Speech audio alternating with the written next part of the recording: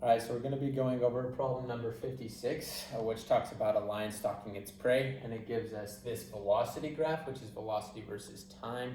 As we can see, it starts at 0, and then over 8 seconds kind of goes up in a curve motion to the right.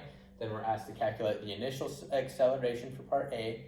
Then part B, we're asked to find acceleration at 2 seconds and 4 seconds, and then C just asked us to find the overall change in position.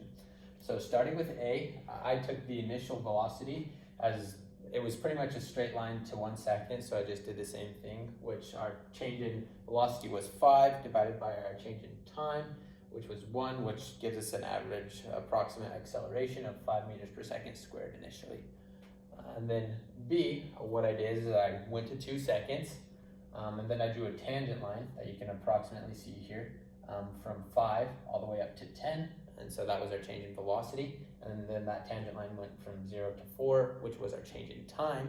So when we do that math, we get an acceleration of approximately 2.5 meters per second squared.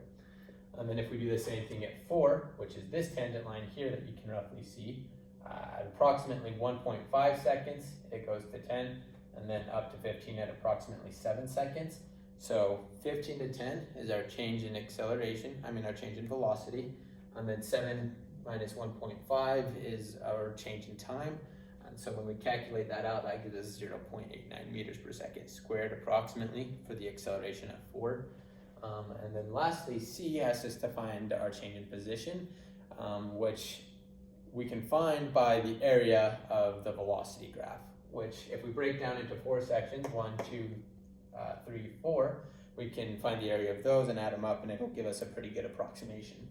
So the area of section 1 was 50, the area of section 2 was 20, the area of section 3 was approximately 10, and then 4 was 2.5, which when we add those all together, gives us the line of change position of approximately 82.5 meters.